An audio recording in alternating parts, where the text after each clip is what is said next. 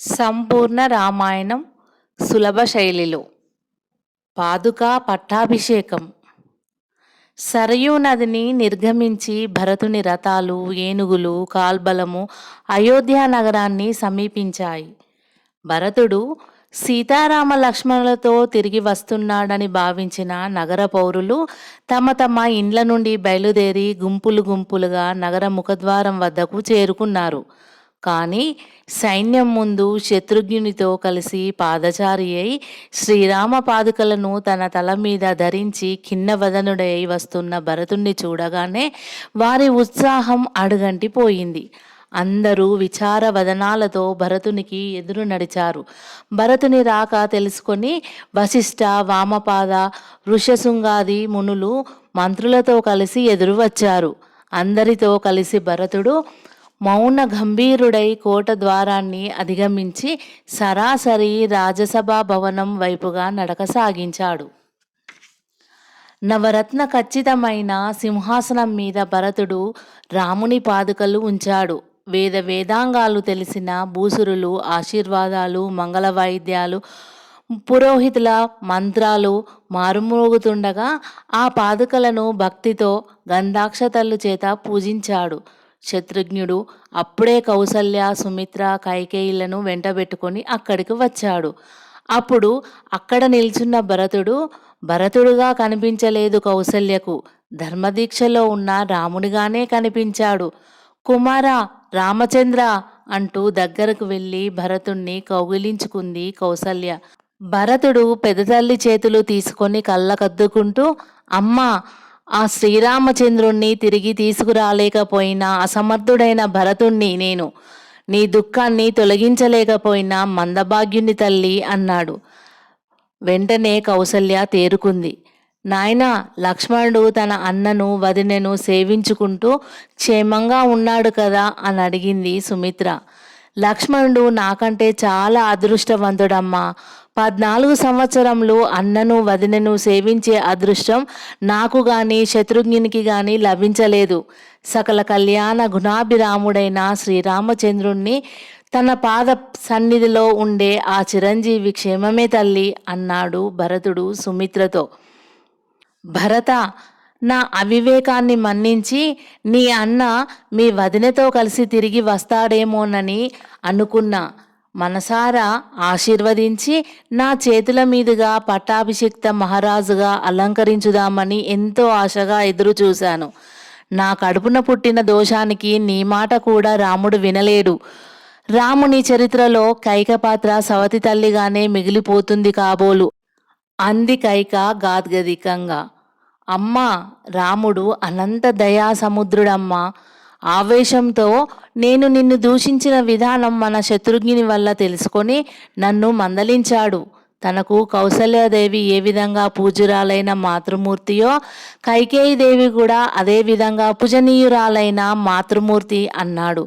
14 సంవత్సరములు 14 దినాల్లా గడిపి 3 తల్లుల ఆశీస్సులు పొందడానికి వస్తానన్నాడు. 14 సంవత్సరముల తర్వాత శ్రీరామ వియోగ దుఃఖంతో మనమంతా మరణించకుండా ఉంటే అప్పుడు నీ అలంకరణ ముచ్చట తీర్చుకుందువు గాని అన్నాడు భరతుడు.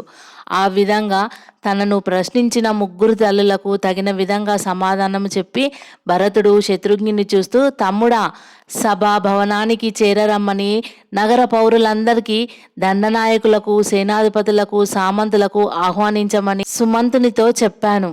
ఇంకా ఎవరు రాలేదేం అన్నాడు. అందరూ వచ్చారు అన్నయ్య, కానీ రాముడు అధిష్ఠించని సింహాసనం ముందుకు తాము రాలేమని చెబుతున్నారు అన్నాడు శత్రుఘ్నుడు. శ్రీరామచంద్రుని పాదరక్షలు సింహాసనం మీద ఉండగా శ్రీరాముడు ఉన్నట్లేనని చెప్పు. రాముని ఆజ్ఞానుసారం ఆయన ప్రతినిధిగా ఉత్తర కోసల దేశాన్ని పాలిస్తున్న భరతుడు ఆజ్ఞాపిస్తున్నాడని హెచ్చరిస్తూ అందరినీ సభలో ప్రవేశపెట్టు అన్నాడు భరతుడు. శత్రుఘ్నుడు వెళ్ళిపోయాడు. మరి కొంచెం సేపటికే అతని వెంట అందరూ సభలోకి వచ్చారు. వశిష్ఠాది మునులు ఉచితాసనాల మీద కూర్చున్నారు. భరతుడు అందరికీ వారికి తగిన ఆసనాల మీద కూర్చోమని చెప్పి అందరూ ఉపవిష్టులైన తర్వాత రాముని పాదుకల పక్కన నిలబడి ఇలా చెప్పాడు.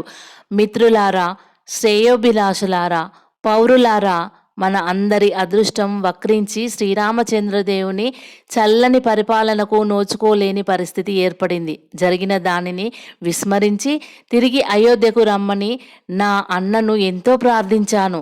పితృవాక్య పాలన కంటే నాకు మరో ధర్మము అనుసరణీయము కాదని, తండ్రి ఆజ్ఞను నెరవేర్చడానికి తన సర్వస్వాన్ని వదులుకుంటానే గాని దానికి భిన్నంగా ప్రవర్తించనని చెప్పాడు. చివరకు నా ప్రార్థన మన్నించి పాదుకలను మాత్రం ఇచ్చాడు. మీ అందరి సమక్షంలో ఈ శ్రీరామ పాదుకలకు పట్టాభిషేకం నిర్వర్తించాలని నిశ్చయించుకున్నాను. ధర్మమూర్తి అయిన అన్న శ్రీరామచంద్రుడు తిరిగి వచ్చేంత వరకు నేను కూడా అయోధ్య నగరంలో నివసించలేను. ఇక్కడికి దగ్గరలో ఉన్న నందిగ్రామం అనే జనపదంలో నివసిస్తూ తపస్సునై కాలం గడుపుతాను. తపోవృత్తికి రాజపాలనకు భిన్నం కలగకుండా శత్రుఘ్నునికి రాజ్యాంగంలో సూచనలు ఇస్తూ తోడ్పడుతూ ఉంటాను. శ్రీరాముడు తిరిగి వచ్చే వరకు రాజ్యభారాన్ని నన్నే వహించమని కోరాడు. ఆ గురుతర బాధ్యతను దుఃఖ వాక్యులతడనై నేను నెరవేర్చలేనేమోననిపిస్తుంది. ఇప్పటి నుంచి శత్రుఘ్నుడు శ్రీరామచంద్రుని రాజ్యాన్ని నిర్విఘ్నంగా కాపాడుతూ ఉంటాడు. రాజ్యపాలన విషయంలో మీరందరూ మాకు సహకరించవలసిందిగా కోరుతున్నాను అన్నాడు భరతుడు. సభలో హర్షధ్వానాలు చెలరేగాయి. భరతుని పట్ల తమకు ముందు ఉన్న నిరసన భావం తొలగిపోయి అందరికీ అతని మీద అపూర్వమైన గౌరవభావం, భక్తిభావం ఏర్పడ్డాయి. భరతుని సోదర భక్తికి, నిర్మల ప్రవృత్తికి సంతోషిస్తూ అందరూ అతన్ని కొనియాడారు. భరతుడు చెయ్యెత్తి మరో మాట అంటూ శ్రీరామచంద్రుడు తాను చెప్పినట్లు 14 సంవత్సరములు గడిచిన మరుసటి రోజున అయోధ్యకు తిరిగి రాకపోయినట్లయితే నేను మీ అందరికీ శాశ్వతంగా దూరమైపోతూ నందిగ్రామంలో అగ్ని ప్రవేశం చేసి ఆత్మార్పణ చేసుకుంటాను. ఇది రాముని సమక్షంలోనే చెప్పాను అన్నాడు. కౌసల్య దుఃఖంతో భరతుణ్ణి చూస్తూ, కుమారా భరత, అసలు మీ సూర్యవంశ రాజులకు ప్రతిజ్ఞలు, పట్టుదలలు ఎక్కువ తండ్రి. వాటితో ఆత్మీయులను, ఆప్తులను హింసించడమే మీకు ఆనందదాయకమా నాయనా అంది రుద్ధకంఠంతో. వశిష్ఠ మహర్షి తన పీఠం నుండి లేచి కౌసల్య వద్దకు నడిచాడు. అమ్మా రాజమాత, నీ పుత్రులు నలుగురు ధర్మనిష్టలోనూ ప్రతిజ్ఞా పాలనలోనూ ఒకరినొకరు తీసిపోరు. తమ్ముని ప్రాణాలు రక్షించుకోవడానికైనా శ్రీరాముడు తప్పకుండా తాను వాగ్దానం చేసిన నాటికి తిరిగి అయోధ్యకు వస్తాడు. నువ్వు వ్యాకులం మాని పుత్రాగమనం కోసం నిరీక్షిస్తూ ఉండు తల్లి అని కౌసల్యాదేవికి ప్రబోధించి శ్రీరామ పాదుకల పట్టాభిషేకం ప్రారంభించవలసిందిగా పురోహితులకు ఆజ్ఞ ఇచ్చాడు. శుభముహూర్తంలో భరతుడు వశిష్ఠాది గురువులు స్వస్తివాచకాలు జరుపుతూ ఉండగా శ్రీరామ పాదుకలను గంధాక్షతలతో, పుష్పాలతో పూజించి అయోధ్య నగర సింహాసనం మీద ప్రతిష్ఠించి వాటికి పట్టం కట్టాడు భరతుడు. ఆ విధంగా పాదుకా పట్టాభిషేకం ముగిసిపోగానే భరతుడు నగర పాలనను మంత్రులకు అప్పగించి సింహాసన సంరక్షతను శత్రుఘ్నికి అప్పజెప్పి తాను మహర్షులతో, వేద విధులైన బ్రాహ్మణులతో కలిసి కాషాయ వస్త్రధారి అయి నందివర్ధన గ్రామానికి బయలుదేరాడు.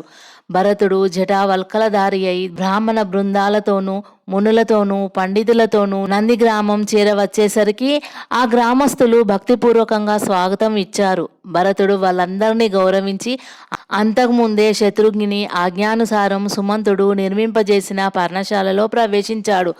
నందిగ్రామానికి కూతవేటు దూరంలో తటాకం ఒడ్డున నిర్మించబడిన ఆ ఆశ్రమం ఎంతో ప్రశాంతంగా ఉంది.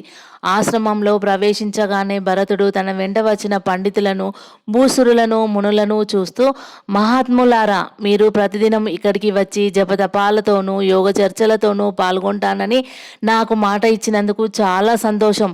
ఈ 14 సంవత్సరంలో మీ సాహచర్యంలో గడుపుతాను అన్నాడు సంతృప్తిగా.